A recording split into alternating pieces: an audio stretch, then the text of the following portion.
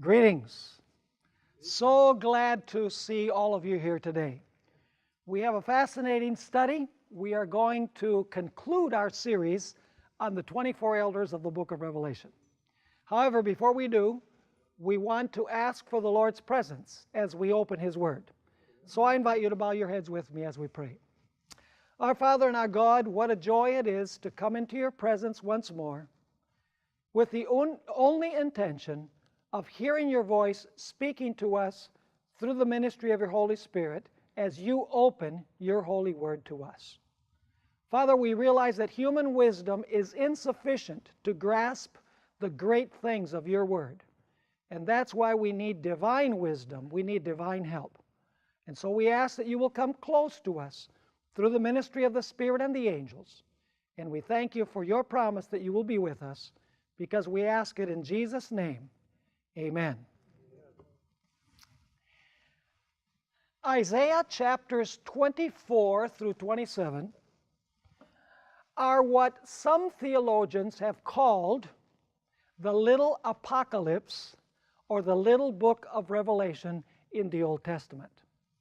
The reason why some theologians have referred to these chapters as the little book of Revelation in the Old Testament is because these three chapters actually have a very close relationship with the last three chapters of the book of Revelation. Now, I'd like to begin by having us turn in our Bibles to Isaiah 24, and I would like to read verses 1 through 4. And immediately you're going to realize that this is describing the cataclysmic global events that will take place at the second coming of Jesus Christ. It says there in Isaiah 24 and verse 1, "Behold, the Lord makes the earth empty and makes it waste, distorts its surface, and scatters abroad its inhabitants. And it shall be as with the people, so with the priest, as with the servant, so with his master, as with the maid, so with her mistress, as with the buyer, so with the seller, as with the lender, so with the borrower, as with the creditor, so with the debtor." In other words, no one is going to escape this cataclysmic catastrophe that is going to afflict planet Earth. And then we find, continuing our reading, "The land shall be entirely emptied and utterly plundered, for the Lord has spoken this word. The earth mourns and fades away. The world languishes and fades away. The haughty people of the earth languish." Now notice the strong terminology that we find in these verses. It speaks about the earth being emptied, being wasted, the inhabitants of the earth being scattered, the high and the low not escaping the destruction. The expression is used, entirely emptied, utterly plundered, and it speaks about the earth mourning. Now, the theologian Frederick Moriarty, in the Jerome Bible Commentary, Volume 1, page 277, explains exactly what this passage is describing. This is what he says: "God's Word had once established order in the world." And he quotes Genesis 1, that's the creation. Then he says regarding this passage, the picture is that of a return to primeval chaos. In other words, it's a return to the condition of the earth before creation week. Now, I also like to read from Isaiah 24, verses 18 through 20, towards the end of the chapter. This description of this catastrophic, cataclysmic event is described with additional detail. It says in Isaiah 24, verses 18 through 20, "And it shall be that he who flees from the noise of the fear shall fall into the pit. And he who comes up from the midst of the pit shall be caught in the snare." Kind of reminds us of Revelation chapter 6, where we're told that the wicked are going to hide in the caves, and they're going to run, and then they're going to cry for the rocks to fall upon them. It continues saying, For the windows from on high are open, and the foundations of the earth are shaken. Notice, a huge earthquake. Then it continues saying, the earth is violently broken. The earth is split open. The earth is shaken exceedingly. The earth shall reel to and fro like a drunkard, and shall totter like a hut. Its transgression shall be heavy upon it, and it will fall and not rise again.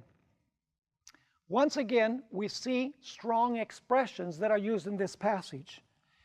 We find expressions such as the foundations of the earth are shaken. The earth is violently broken. The earth is split open, shaken exceedingly. It shall reel to and fro. It shall totter like a hut. Now, this is describing that great earthquake that will take place at the second coming of Jesus Christ, according to Isaiah chapter 16 and Revelation, chapter 16 and verses 17 through 21.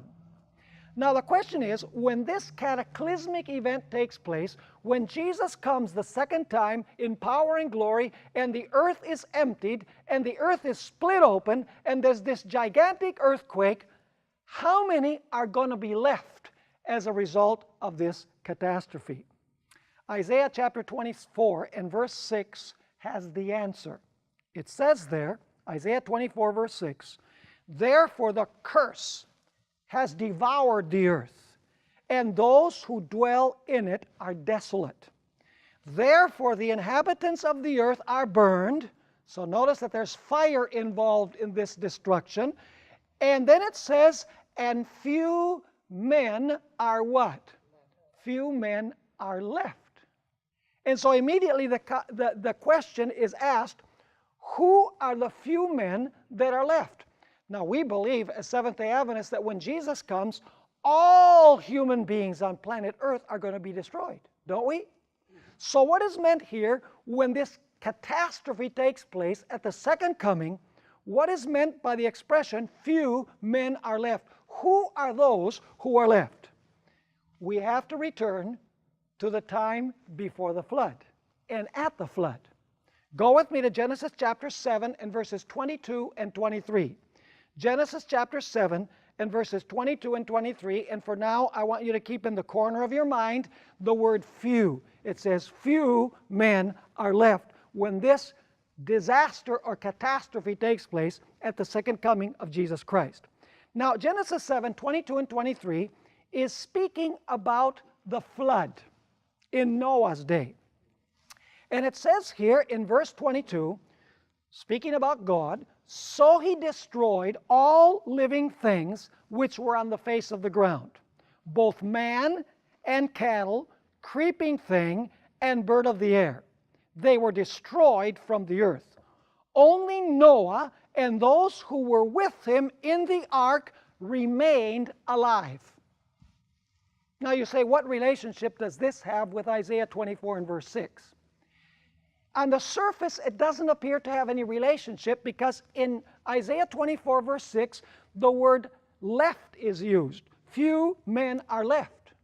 And here in Genesis 7, 22 and 23, the word "left" is not used, but the word "remained." It says Noah and his family remained alive. However, the Hebrew word is identical in both verses. I want you to notice how this is translated in Genesis 7 and verse 23. This is in the English Standard Version, which is one of the more contemporary versions. It's a translation. It's not a paraphrase. It's not a dynamic translation. It's a translation, full-fledged. Notice how it translates Genesis 7 and verse 23.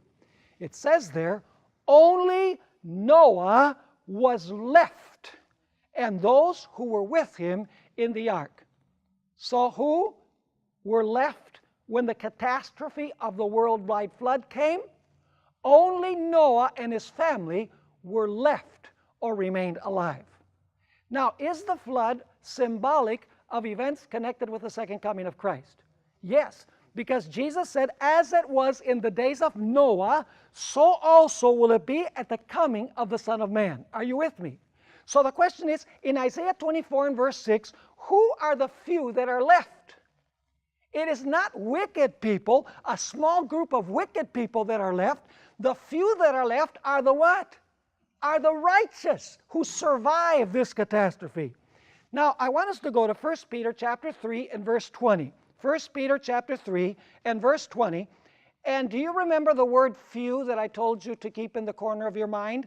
Now, notice that here Peter is speaking about the flood. And he's going to refer to the survivors with the same word. Notice 1 Peter chapter 3 in verse 20, speaking about the ark, it says, in which a few, that is, 8 persons, were brought safely through the water. So my question is, who are the few that are left when Jesus comes? They are the same idea as the few that were left at the time of the flood. In other words, the few that are left, according to Isaiah 24 and verse 6, are not the wicked, a small group of wicked people, but they represent what? The righteous who remain alive in the midst of this catastrophe. Now I want us to go back to Isaiah chapter 24, and we've noticed already that Isaiah 24 up till verse 20 is describing the cataclysmic events connected with the second coming, the catastrophe having to do with the second coming. We've noticed that there's going to be a small group of righteous people who will be left. Those are the few. But now I want you to notice something very interesting that's going to happen with the wicked. It says in Isaiah 24 and verse 21, listen carefully, this is at the second coming. It shall come to pass in that day, which day? He's been describing the second coming, right? It shall come to pass in that day that the Lord will punish on high the host of the exalted ones, and on the earth the kings of the earth. Now, do you notice that there are 2 groups that are punished here? The first group that are punished are the host of the exalted ones, and the other group are the kings of the earth. Now, I need to read this in a different translation because it comes through in a clearer way. In the Revised Standard Version, Isaiah 24 and verse 21 reads in this way, in that day, that is the day when this catastrophe takes place at the second coming, in that day the Lord will punish the powers in the heavens above and the kings on the earth below. I like that translation. 2 groups are going to be punished. The powers in the heavens above and the kings on the earth below. So there is a heavenly group that's going to be punished, and there is also an earthly group that is going to be punished. And you say, now, who would the heavenly group that is going to be punished in this passage? Who is it talking about? Let's go to Ephesians chapter 6 and verse 12. Ephesians chapter 6 and verse 12 identifies the group that is spoken of as the powers in the heavens. Ephesians 6 and verse 12. Here the Apostle Paul says, for we do not wrestle against flesh and blood. What does he mean by flesh and blood? He's talking about human beings, right? And if you want to prove that point, all you have to do is go to Hebrews 2 verse 14, where it says that because the children had flesh and blood, Jesus also partook of the same. In other words, Jesus became a human being. So we do not wrestle against flesh and blood, that is, against human beings merely, but against what? Principalities, against powers, against the rulers of the darkness of this age, and now notice, against the spiritual hosts of wickedness, where? In heavenly places. Now let me ask you, who are those hosts, those spiritual hosts in high places that we're struggling against? They're not flesh and blood. They are what? Satan and his angels. So the question is, who are these that are described in Isaiah 24 and verse 21 as being punished because they are the powers in the heavens? It's talking about Satan and his angels. But now I want you to notice that there's another group that is punished at the second coming of Christ. Revelation chapter 19 and verse 19. Go with me to Revelation chapter 19 and verse 19. This verse is describing the conclusion of the second coming of Christ. And I want you to notice who is going to be punished at the second coming of Christ. It says there in Revelation 19 and verse 19, and I saw the beast, and then who else? The kings of the earth and their armies gathered together to make war against him who sat on the horse and against his army. And then verse 21 says that the kings of the earth are destroyed by the sword that comes forth from the mouth of he who is seated on the white horse. In other words, they're destroyed by Christ. So what are the two groups that are punished when Jesus comes? The first group are Satan and his angels that are described in the book of Ephesians as spiritual hosts of wickedness in heavenly places. The other group are described as the kings of the earth. Now the question is, what is the punishment that is given to these exalted heavenly ones and these kings of the earth? We have to go to Isaiah 24 and verse 22, and for now we'll only read the first half of the verse. Notice what the punishment is. Remember, this is taking place at the second coming of Christ. There's this cataclysm, there's this catastrophe that is taking place, and there are few that are left, which are the righteous, the ones that survive this catastrophe, but then there are two groups that are going to be punished at the second coming. Now, notice Isaiah 24 and verse 22 for what the punishment is.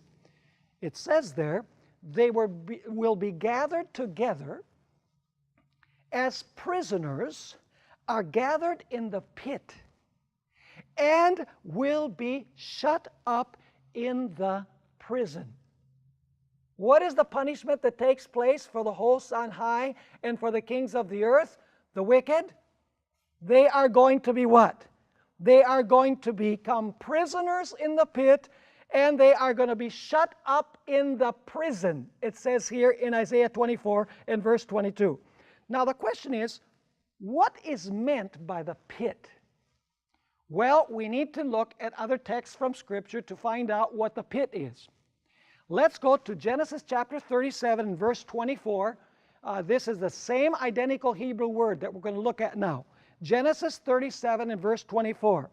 It's talking about the experience of Joseph. And I want you to notice what they did, what his brothers did with Joseph.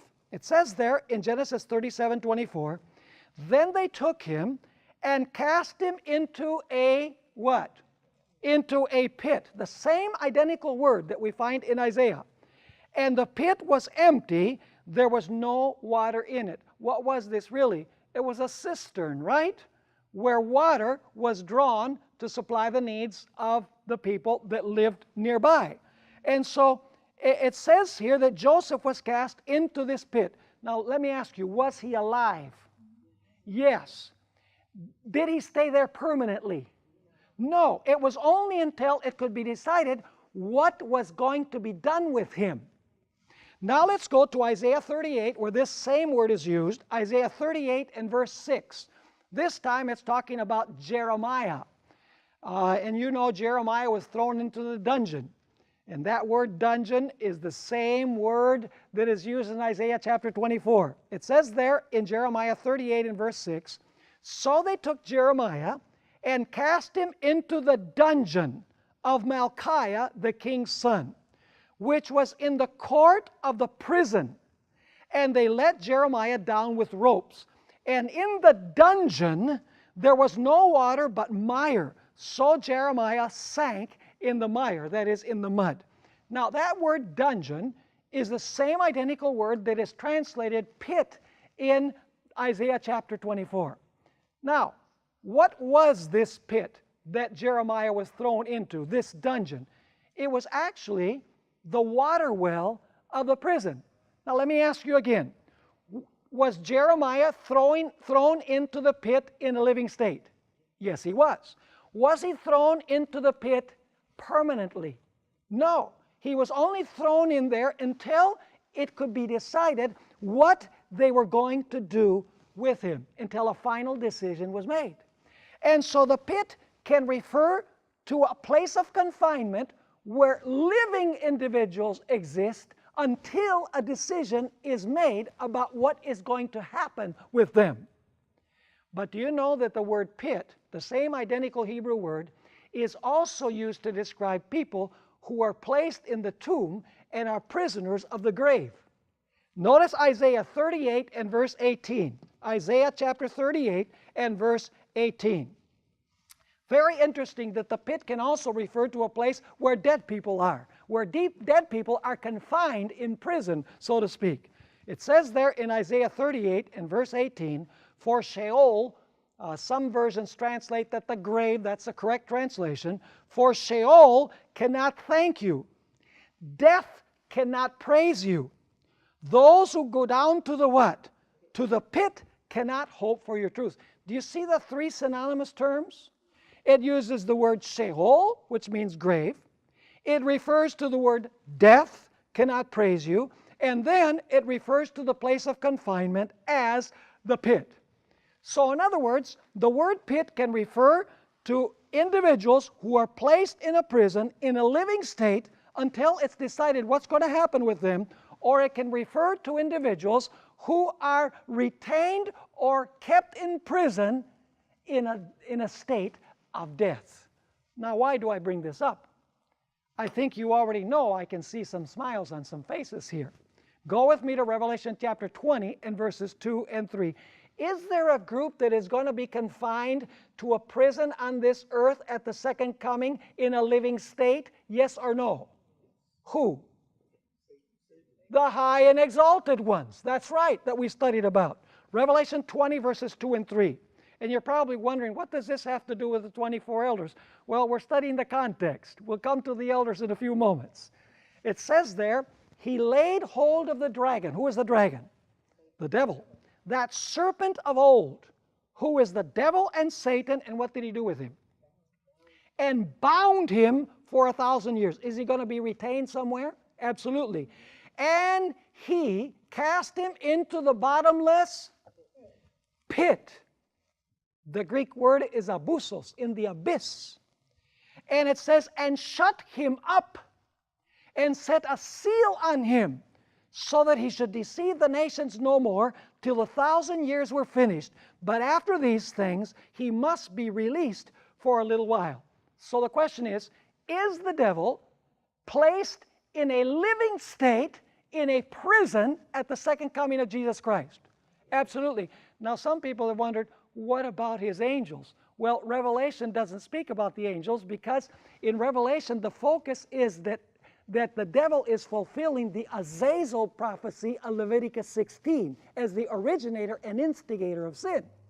So the focus is on Satan, who is the scapegoat of Leviticus chapter 16. But Isaiah 24 does tell us that his angels will also be retained, because it says the host of the high ones in heaven. Host. It refers to more than one. Now here's another question. What about all of the wicked? Are the wicked going to be retained in a prison during the 1,000 years? Absolutely. Notice Revelation chapter 20 and verse 5. Revelation chapter 20 and verse 5. And I'm only going to read a part of this verse. If you read, for example, in the New International Version, you're going to notice that this is a parenthetical statement. It breaks the flow of thought with what comes before and what comes after, because it's wanting to clarify what's going to happen with the rest of the dead who did not resurrect when Jesus came. In other words, with the wicked dead who were not raised when Jesus came on the clouds of heaven. It says in Revelation 20 verse 5, but the rest of the dead, that is, those who were not taken to heaven with Christ when he came to resurrect the righteous dead, but the rest of the dead did not live again until when? Until the 1,000 years were finished. What's going to happen with all of the wicked during the 1,000 years? They are going to be contained in the tomb. They are going to be dead. They're also going to be in the pit, but they're going to be in the pit dead. Whereas the devil and his angels are going to be in the pit how? Alive. Are you understanding what I'm saying? Now, let's go to Isaiah 24 and verse 22. And I know you might have questions, and at the end we're going to allow you a chance to ask questions in case something isn't absolutely clear. Isaiah 24 and verse 22. Are we doing well so far? Yes. So we have the second coming of Christ, terrible catastrophe, few individuals are left, that's the righteous. At that time, two groups are going to be punished. One group are the wicked angels, Satan and his angels. The other group are those who live upon the earth. They're described as the kings of the earth. The high and exalted ones are going to be placed as prisoners in the pit on planet earth during 1,000 years in a living state. Whereas all of the wicked will also be in the pit, so to speak, but they will be dead. Now the question is, how long are they going to remain in the pit? How long are they going to remain in this prison? Isaiah 24 and verse 22, the last part of the verse has the answer. And I'm going to read the first part of the verse again so that we have the context.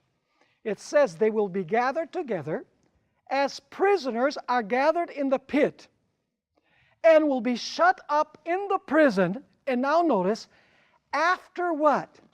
After many days, they will be what? Punished. Now, that's interesting. I thought we already read that they were punished once when Jesus came. Now it says, after many days, they will be punished. How many stages to the punishment of the exalted ones and the kings of the earth? How many stages? 2 stages.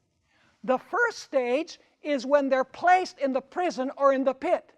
Many days go by, and then comes their final stage of punishment. Are you clear? Now the big question is, how long are the many days? I think you have the answer.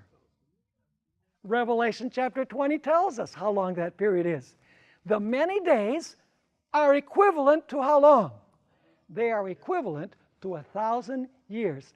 Incidentally, do you know that here we have proof for what is known as the year-day principle? Because in Isaiah it says many days, but that's interpreted in Revelation as 1,000 years. Days are equivalent to years. So as you compare these two passages, you have the year-day principle as you compare Isaiah 24 with Revelation chapter 20. Now let's talk about what happens at the end of the 1,000 years, after the many days, when they're shut up in prison.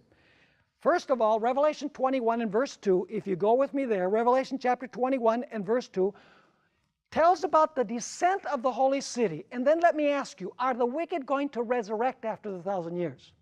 Yes, because we read in Revelation 20 verse 5 that the rest of the dead did not live again until the 1,000 years were finished. So are they going to resurrect at the end of the 1,000 years? Of course they are. Now I want you to notice Revelation 21 verse 12, the New Jerusalem descends. It says, then I, John, saw the holy city, New Jerusalem, coming out of heaven from God, prepared as a bride adorned for her husband. So the holy city comes down. And I want you to notice something very interesting about the holy city. Notice Isaiah chapter 24 and verse 23. Isaiah chapter 24 and verse 23. Keep one finger in Isaiah 24 and keep another finger in Revelation, because we're going to go back and forth.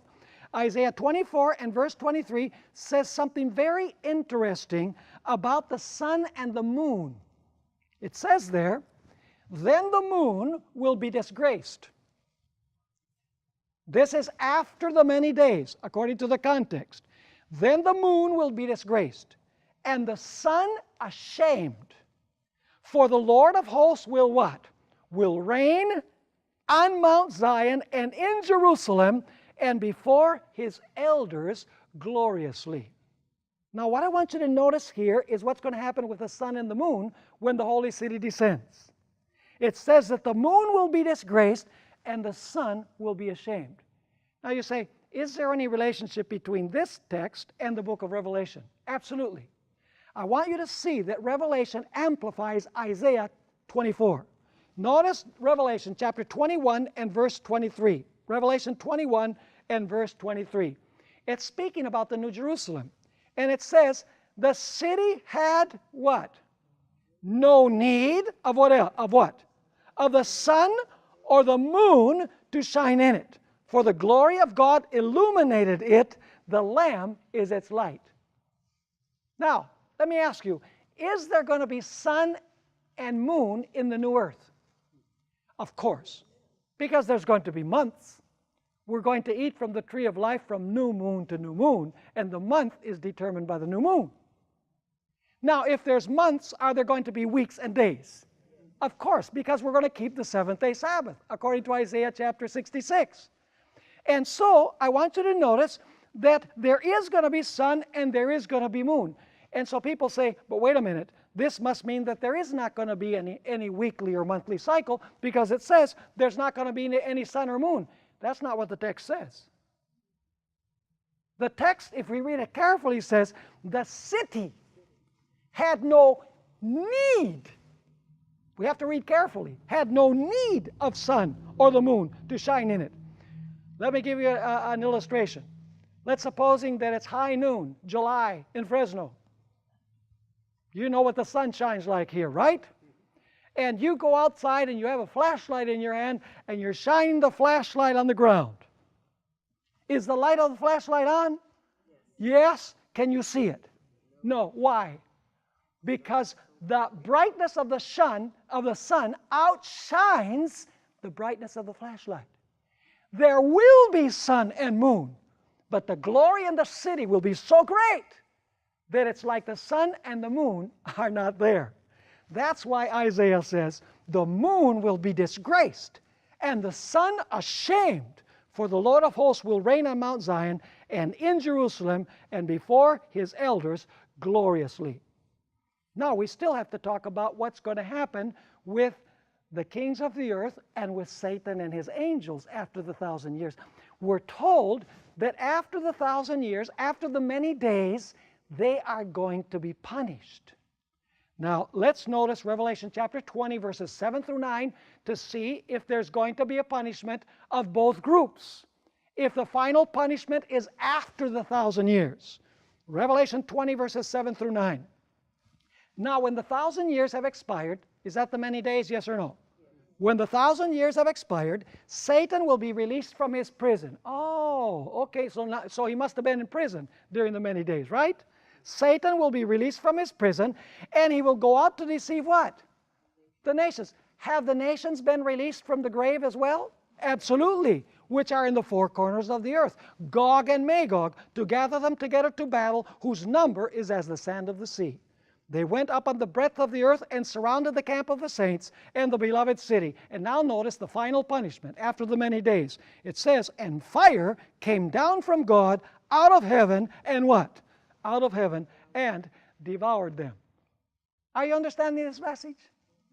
Now, let's talk a little bit about life after the destruction of the wicked and what it's going to be like. In a moment, we're going to get to the 24 elders.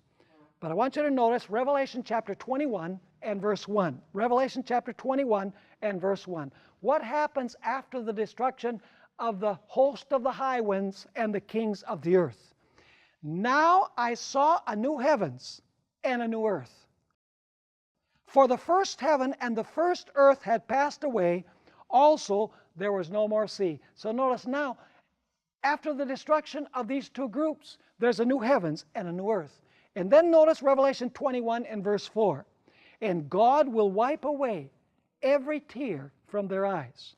There shall be no more pain, nor sorrow, nor crying. There shall be no more death, for the former things have passed away. Now, if you're still wondering whether there's a connection between Revelation 20 and 21 and the book of Isaiah, that idea will be dissipated, because this verse comes from Isaiah. Isaiah chapter 25, the little apocalypse, or the little book of Revelation. It says there in Isaiah 25 and verse 8, He will swallow up death forever, and the Lord God will wipe away tears from all faces. The rebuke of His people He will take away from all the earth, for the Lord has spoken. So is there a relationship between Isaiah 24 and Revelation 20 and 21? I'm only giving you a couple of examples. You know, we could go, let's just go for a moment to Isaiah chapter 24. And I want you to notice let's go to chapter 27, and let's read verse 1. This is speaking about after the 1,000 years, after the many days. Notice what God is going to do. In that day, the Lord with his severe sword, great and strong, will punish Leviathan, the fleeting what? The fleeting serpent. Leviathan, that twisted serpent. And he will slay, and unfortunately the New King James Version translates, he will slay the reptile. You know, that's not a good translation. The King James has it right here. The King James says, and he will slay what? He will slay the dragon that is in the sea. Who is that dragon who's going to be slain or who's going to be destroyed? It's Satan. And this is referring to after the 1,000 years. Now let's go to Isaiah 24 and verse 23 and take a look at a group that are spoken of there as the elders, above which God will rule when he creates a new heavens and a new earth. It says there in Isaiah 24 and verse 23, then the moon will be disgraced, and the sun ashamed. And this is speaking after God creates a new heavens and a new earth, and the holy city has descended. For the Lord of hosts will what? Will reign on Mount Zion and in Jerusalem. This is the New Jerusalem, according to Revelation chapter 21. And then what does it say? And before his what? Before his elders gloriously. Who is God going to rule according to this? Before? He's going to rule before his what? Before his elders. Now it's interesting that when everything is done and finished, God is going to rule over his elders, the heavenly council, in the same way that he did from the very beginning when Lucifer sinned, in the days of Job, in the experience in 1 Chronicles, and successively throughout the history of the world. You see, God governs the universe through representatives from every planet in the universe. Now somebody might say, well, Pastor Bohr, are the 24 elders really just 24 worlds? The answer is no. We're dealing here with a symbolic number. Just like in Revelation, you find numbers that are symbolic. Let me read you a statement from Review and Herald, September 25, 1900, where Ellen White describes the number of worlds in God's universe. She says this: God has worlds upon worlds that are obedient to his law. These worlds are conducted with reference to the glory of the Creator. As the inhabitants of these worlds see the great price that has been paid to ransom man, they are filled with amazement. With the intense interest, they watch the controversy between Christ and Satan, and as this controversy progresses and the glory of God shines brighter and brighter, they give praise to God. God has what? Worlds upon worlds that are obedient to his law. Now, I'd like to read you a statement that we find in the book Counsels to the Church, pages 240 and 241. Do you know that the organizational system that the church has on earth is really a reflection of the organizational system that God has in heaven? So if you see how the church is organized on earth, you will have a general idea about how God operates the universe. Now, notice this very interesting passage. Ellen White states, the church of God below is one with the church above. Believers on the earth and the beings in heaven who have never fallen constitute one church. Every heavenly intelligence is interested in the assemblies of the saints who on earth meet to worship God. In the inner court of heaven, they listen to the testimony of the witnesses for Christ in the outer court on earth. And the praise and thanksgiving from the worshipers below is taken up in heavenly anthem, and praise and rejoicing sound through the heavenly courts because Christ has not died in vain for the fallen sons of Adam. While angels drink from the fountainhead, the saints on earth drink of the pure streams flowing from the throne, the streams that make glad the city of God. Let me ask you, was the earthly sanctuary a reflection of the heavenly sanctuary? Was the earthly priesthood illustrative of the priesthood of Christ?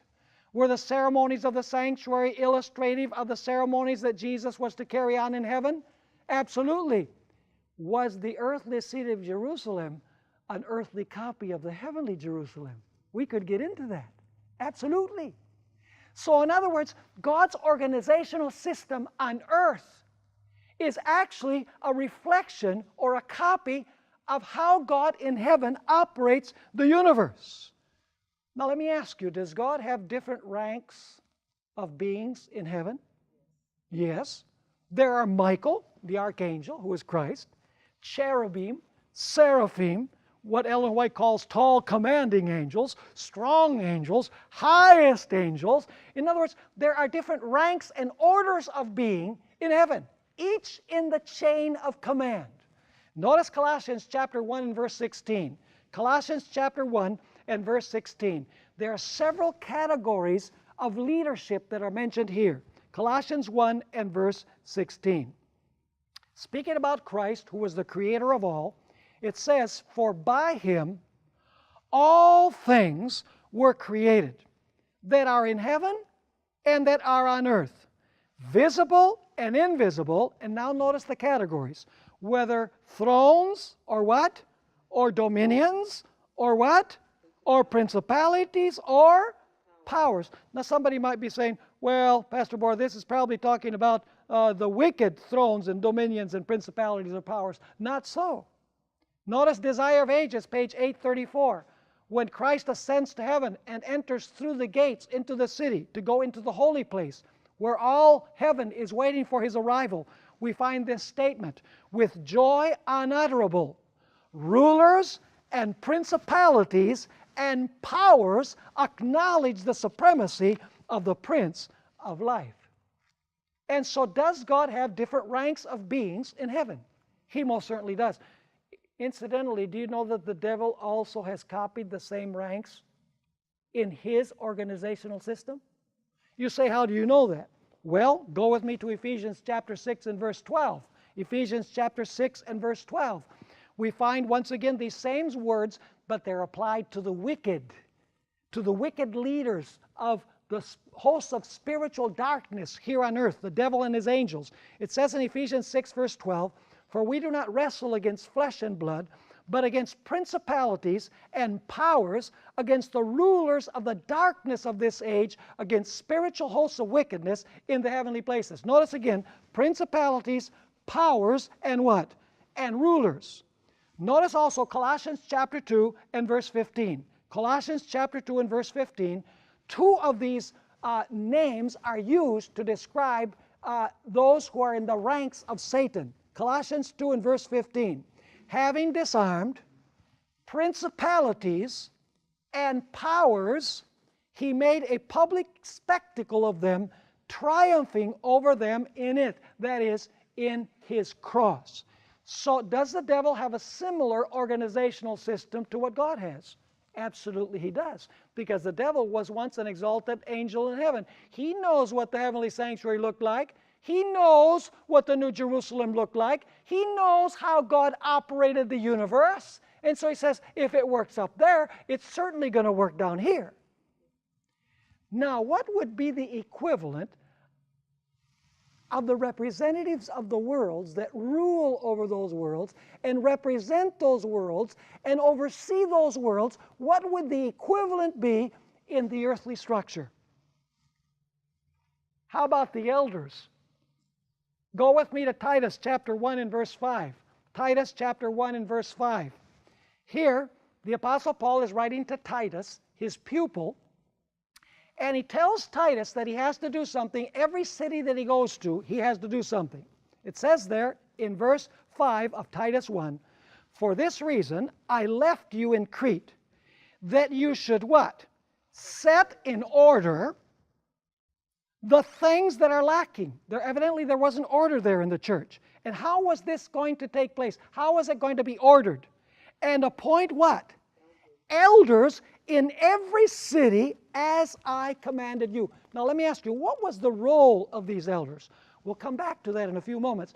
But the role of these elders was to represent their churches. The role of these elders was to rule or govern over the churches. The role of these elders was for them to oversee the functioning of God's work in that specific church. Now, let me go for a moment, before we go and prove this from the New Testament, I want to go to the Old Testament, to Numbers 11, verses 16 and 17, where it speaks about the 70 elders. Have you ever heard of the 70 elders that Moses established? I want you to notice that they were leaders, that they were rulers, they were overseers, and they were representatives of their tribes.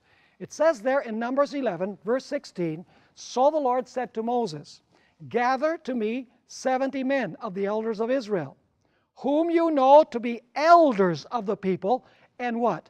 Officers over them." Did they rule over them? Most certainly. "Bring them to the tabernacle of meeting, that they may stand there with you. Then I will come down and talk with you there. I will take of the Spirit that is upon you, and I will put the same upon them." Are they ordained with the Spirit for their function? Yes. And notice, "and they shall bear the" what? They shall bear the burden of the people. Is this an administrative post? Yes. The burden of the people, that you may not bear it yourself alone. It's interesting to notice Ellen White's comment in Acts of the Apostles, page 94. She speaks about these elders, and she says the following: "Later, when choosing 70 elders to share with him the responsibilities of leadership, Moses was careful to select as his helpers men possessing dignity, sound judgment, and experience. In his charge to these elders," listen carefully, "at the time of their ordination." Were they ordained, the 70 elders? Absolutely. Did they receive the Spirit? We already read it. And so it says, in his charge to these elders at the time of their ordination, he outlined. Now, does that pattern back there also apply to the organizational structure of the church? She says, in his charge to these elders at the time of their ordination, he outlined some of the qualifications that fit a man to be a wise ruler in the church. Are you with me? Now let's go to 1 Timothy chapter 5 and verse 17. 1 Timothy chapter 5 and verse 17. And we really have to motor now, because the clock is the greatest enemy we have. 1 Timothy chapter 5 and verse 17. Notice what the Apostle Paul has to say. "Let the elders," and if you read the previous verse, it's talking about the elders of the church. That's the context. "Let the elders," who what? What's the next word? Oh, who rule. So they're rulers. Are the 24 elders rulers? Do they sit on thrones? Do they have crowns on their heads? Absolutely. "Let the elders who rule well be counted worthy of double honor, especially those who labor in the word and doctrine." Notice 1 Timothy chapter 3 and verses 4 and 5. Once again, it's speaking about the elders. Notice 1 Timothy chapter 3 verses 4 and 5. Here the Apostle Paul says that the bishop or overseer, interesting, the word bishop means overseer.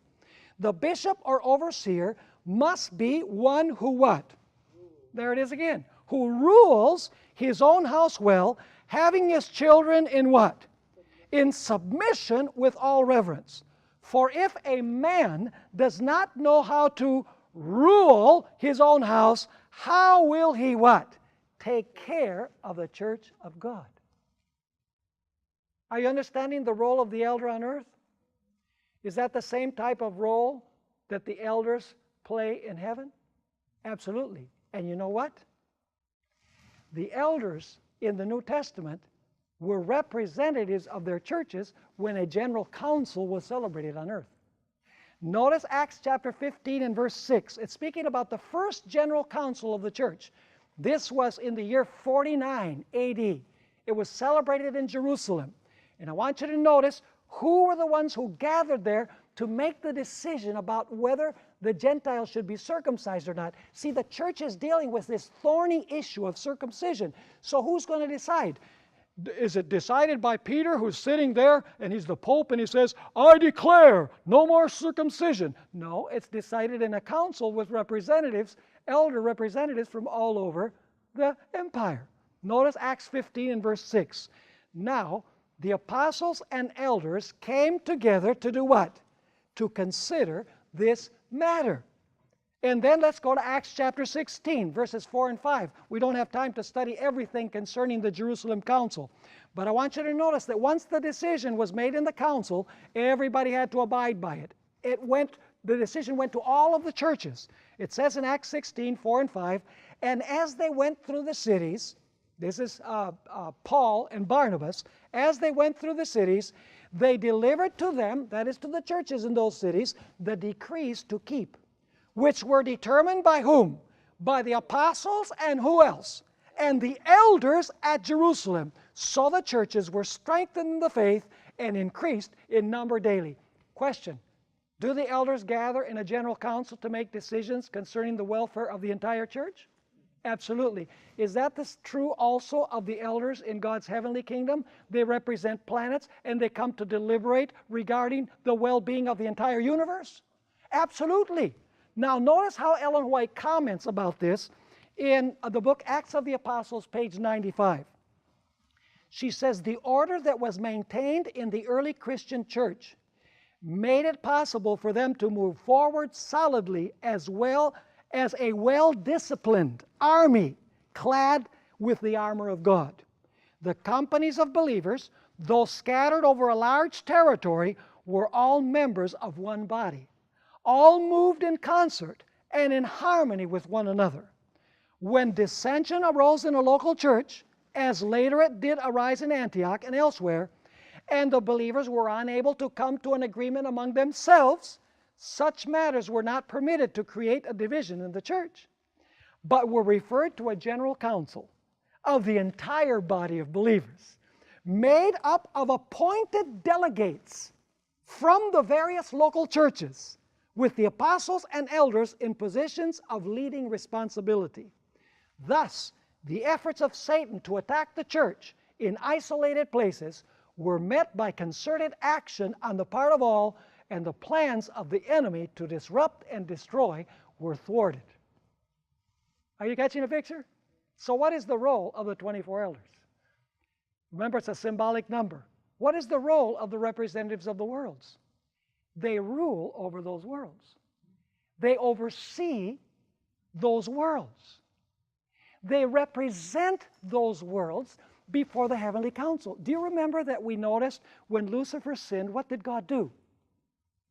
God could have sat on his throne and he could have said, oh, this individual has violated my law, he's rebellious, throw him out. But according to the spirit of prophecy, God gathered the heavenly council. And he said, okay, folks, this is what we have. This is the problem that has come up in the universe. Now, what do you suppose we're supposed to do? The spirit of prophecy tells us that the heavenly council said to God, expel him from heaven. Interesting. That God cares what his creatures, how his creatures see him. In other words, God runs a representative style of government. Interesting. God is a God of democracy. Now, could God do it all by himself if he wanted to? Of course he could. But God cares to involve all of the beings in his entire universe and has delegated the responsibility to represent in the heavenly council every planet in his vast universe when decisions are made that affect not only a local situation but that affect the entirety of the universe. Let me ask you, would the rebellion of Satan in heaven cause turmoil for all of the universe, or was it just a localized problem in the presence of God? Listen, if it was not handled, it would eventually have infected the whole universe. And so God gathered the heavenly council together. Now, summarizing then, the elders on earth give us a pattern so that we can understand the roles of the elders in heaven.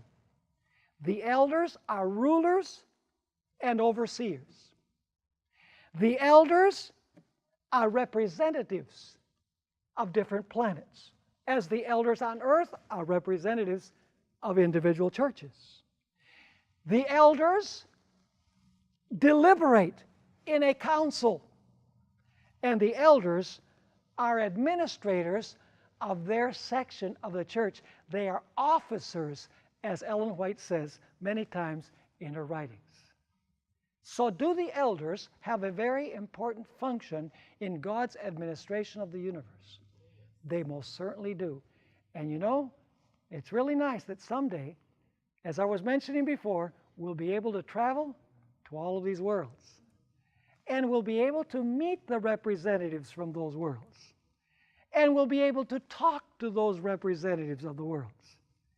And as we also studied, Adam will be reinstated in his first dominion. He will represent planet Earth in the heavenly council. Isn't it marvelous the way that God operates his universe?